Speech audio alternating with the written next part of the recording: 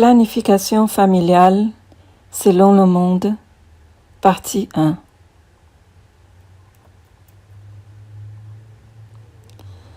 Le nombre de naissances et l'intervalle entre les enfants est souvent extrêmement compliqué pour les enfants de Dieu. D'une part, les chrétiens ne doivent pas s'impliquer dans ce qu'il semble être une désobéissance à Dieu, avec l'intervention humaine et souvent contre nature dans le processus de procréation. Et d'autre part, ils sont inévitablement confrontés à des problèmes pratiques qui sont l'espacement des naissances et la limitation du nombre d'enfants. À cet égard, la recherche d'une solution est devenue une priorité, mais pour ce monde païen seulement.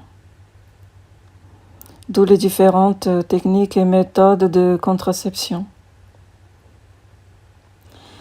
Alors, la contraception, qu'est-ce que c'est? La contraception, c'est l'ensemble des méthodes artificielles et contre nature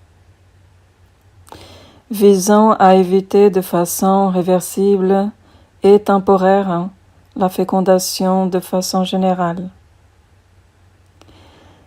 Les méthodes de contraception visant à empêcher soit l'ovulation, qui est le cas de la pilule, soit la fécondation, c'est le cas du préservatif, soit l'implantation de l'œuf fécondé, c'est le cas du stérilet.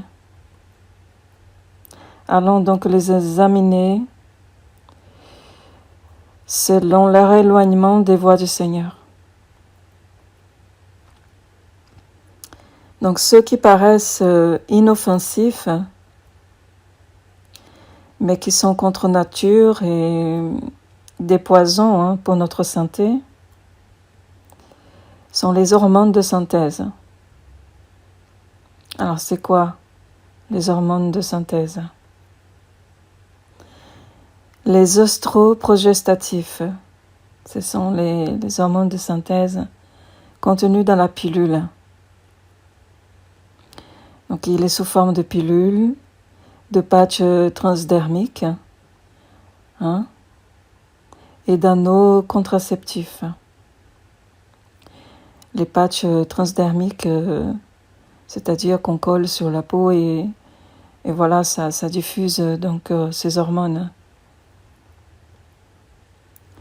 A aussi les hormones progestatifs sous forme de pilules, d'injections intramusculaires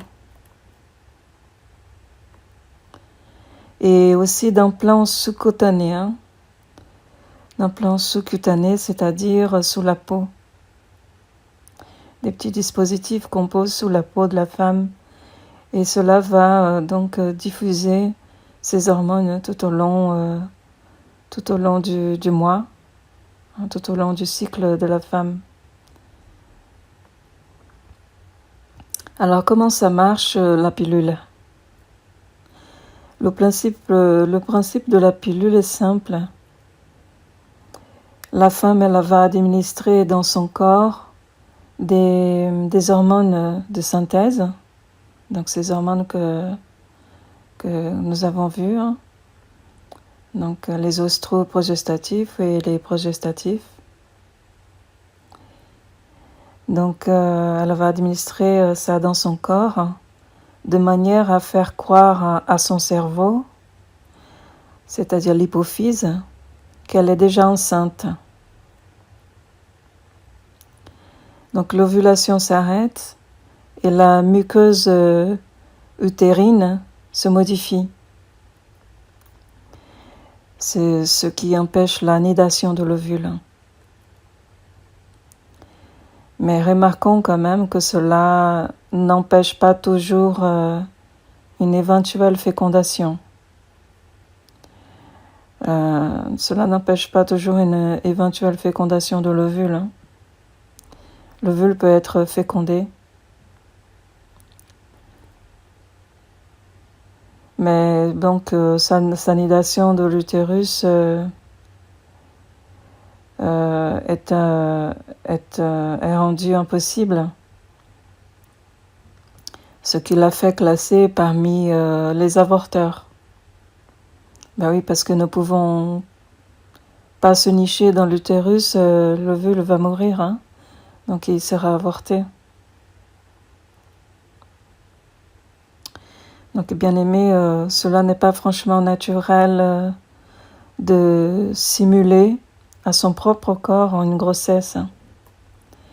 Cela constitue un péché contre soi-même.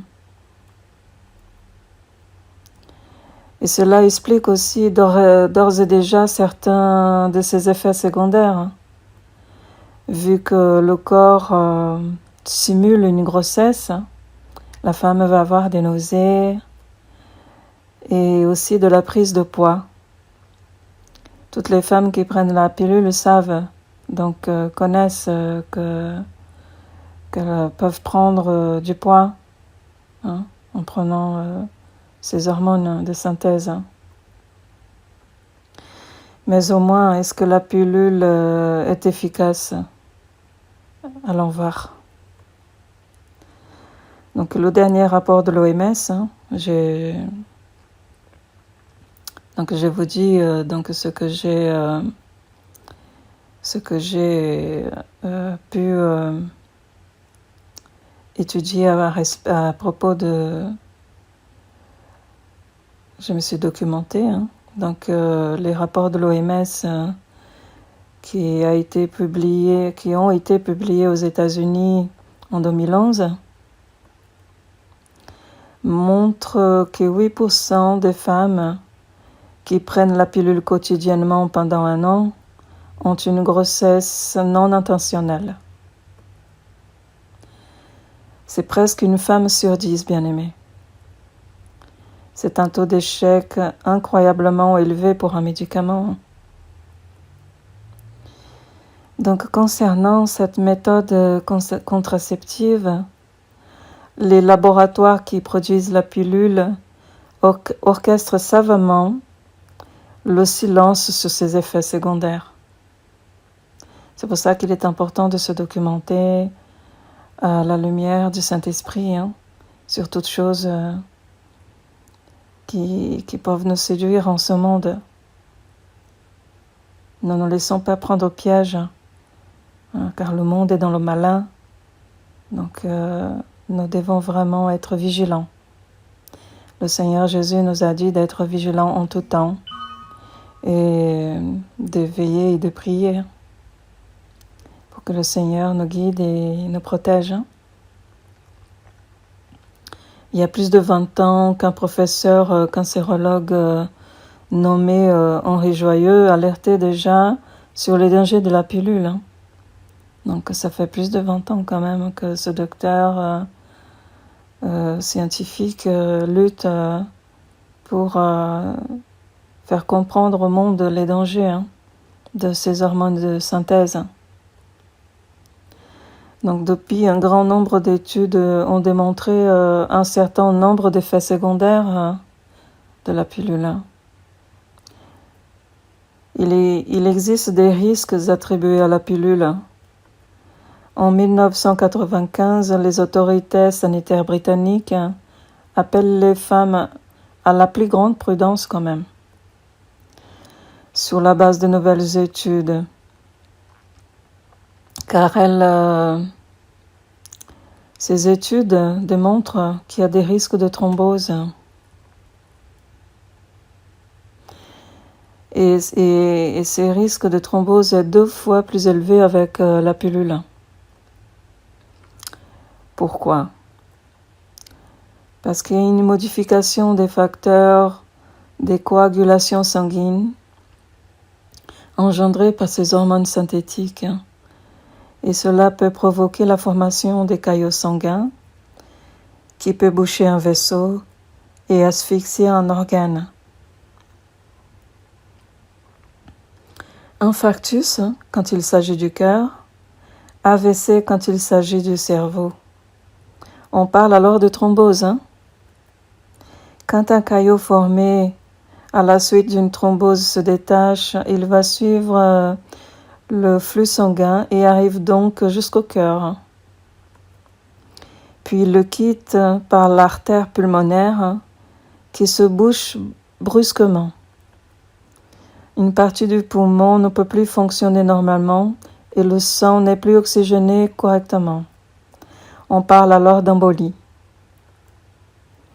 L'embolie est fatale dans 15% des cas, bien-aimés. Ce sont des produits extrêmement dangereux pour la santé, ces hormones de synthèse qui contiennent dans la pilule. Donc, faisons vraiment attention à ce que ne soyons pas séduits sans se documenter, sans s'informer, sans demander conseil à Dieu dans sa parole, dans la Bible. Ces deux événements, je parle d'embolie et de thrombose, forment ensemble le risque thromboembolique. Une étude publiée dans le prestigieux journal médical New England Journal of Medicine et portant sur plus de 1,6 million, plus 1,6 million de femmes, a montré que l'utilisation de la pilule contraceptive augmentait le risque d'accident vasculaire cérébral et d'infarctus du myocarde, crise cardiaque. Infarctus du myocarde, c'est une crise cardiaque. Quelle que soit la génération de la pilule considérée. Oui, parce que nous avons des pilules de génération 1, 2, 3, 4, etc. Donc, on parle de toutes les pilules car toutes sont faites à partir de ces hormones synthétiques. Elles ne sont pas naturelles, elles sont créées dans les laboratoires chimiques. L'Agence internationale de la recherche sur le cancer, IARC, considère ces médicaments comme cancérigènes. En effet, un certain nombre de tumeurs ont une croissance régulée par la présence d'hormones synthétiques. L'Institut national de la lutte contre le cancer aux États-Unis écrit très clairement sur son site internet que la pilule augmente le risque de cancer du sein, de cancer du col de l'utérus et de cancer du foie. Donc les dangers de la pilule ne sont plus aujourd'hui à démontrer et ces dangers ne sont plus un secret. Il suffit un petit peu de se documenter.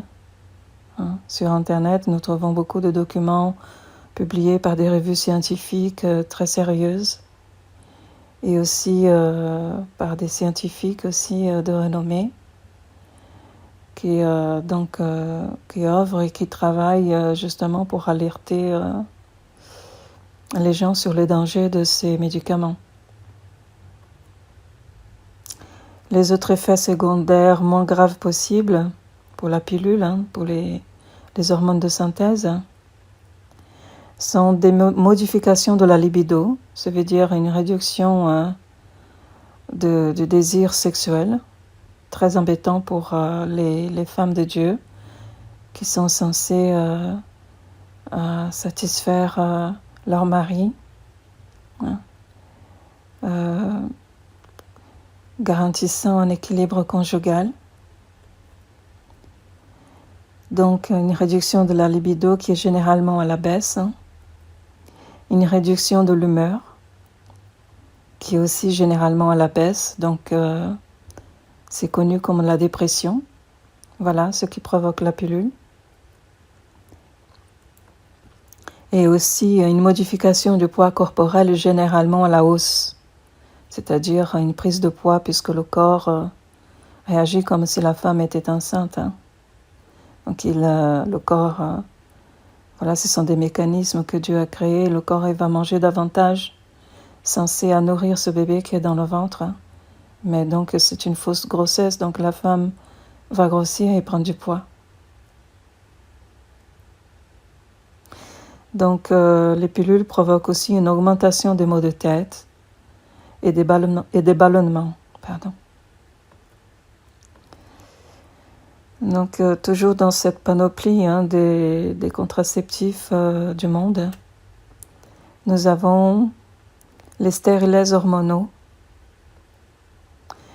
dispositifs intra-utérins comportant des hormones et qui sont contre nature car ils simulent au corps une grossesse une fois de plus. Et ils comportent les mêmes risques pour la santé que la pilule car ils diffusent les mêmes hormones de synthèse dans l'organisme. Nous avons aussi encore dans cette liste des contraceptifs la pilule du lendemain. Qu'est-ce que c'est la pilule du lendemain? Alors c'est une méthode abominable, bien aimé. C'est sous forme d'un comprimé qui provoque l'avortement en fait. Et en cas d'une éventuelle grossesse, ça se passe comme le nom l'indique, pilule du lendemain, c'est pris au lendemain des rapports sexuels.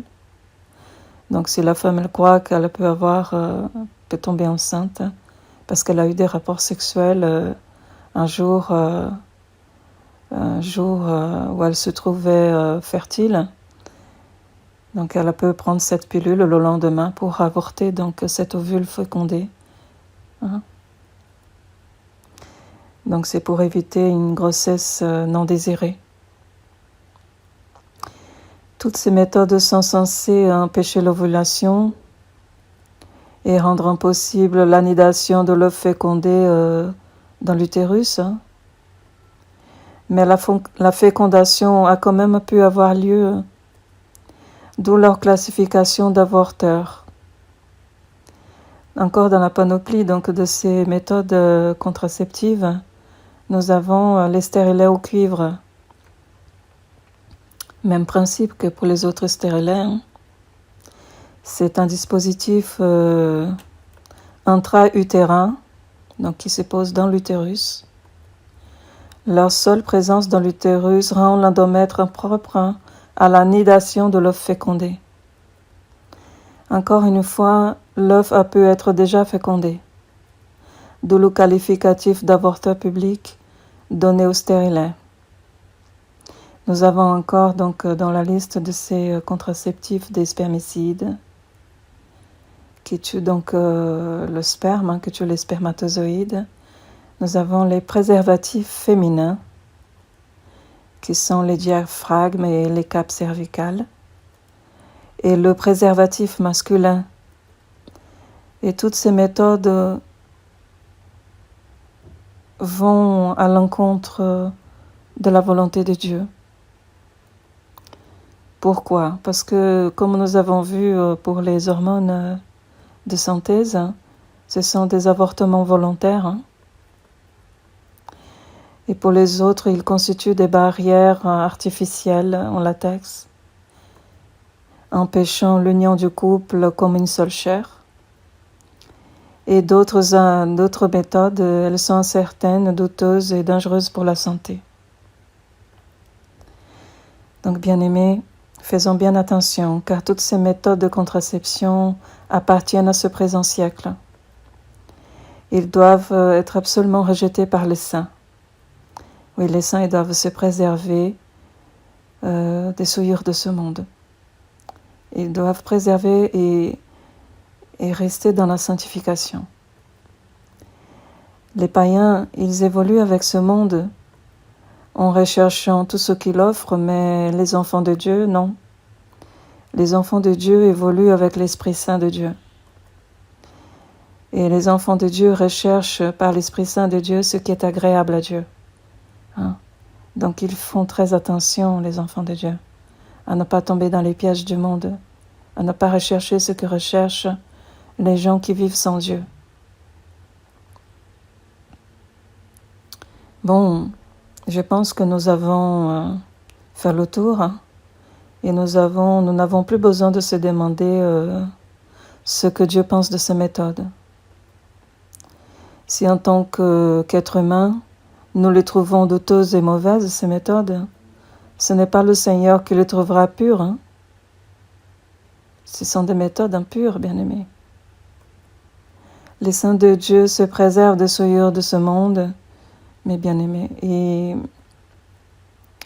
la conclusion de tout cela, c'est que même si le Seigneur ne parle pas de contraception dans la Bible, sa volonté se révèle quand même par l'examen consciencieux de cette étude que nous venons de faire ensemble, concernant donc ces méthodes contraceptives du monde. Et nous pouvons donc aisément confirmer que Dieu est contre toutes ces méthodes qui sont de ce monde ennemi de lui. Et le corps du chrétien est le temple du Très-Haut, le sanctuaire de son Saint-Esprit. Et ce sont des méthodes dangereuses tant pour le corps que pour sa foi, hein, que pour la foi des enfants de Dieu. Car ces méthodes sont totalement en opposition à la loi de Dieu. Les enfants de Dieu doivent donc fuir toutes ces méthodes de contraception. Elles sont artificielles et contre nature. La nature a été créée par Dieu. Donc nous devons vraiment faire la volonté de Dieu, hein, et non pas la volonté de la chair. Donc dans la prochaine étude, nous allons examiner le planning familial selon la volonté de Dieu, pour notre bénédiction et pour la gloire de Dieu. Oui, car le Seigneur a prévu quelque chose. Donc il a prévu quelque chose et il montre sa volonté par ce qu'il a prévu, par la loi qu'il a créée en nous. Et c'est la volonté de Dieu que nous devons rechercher toujours tant qu'enfants de Dieu, car nous aspirons vraiment à plaire au Seigneur. Et qu'il nous garde, voilà, que le Seigneur nous garde. Et nous purifie par la vertu de son Esprit Saint, dans le nom sacré et puissant du Seigneur Jésus-Christ. Béni éternellement. Amen.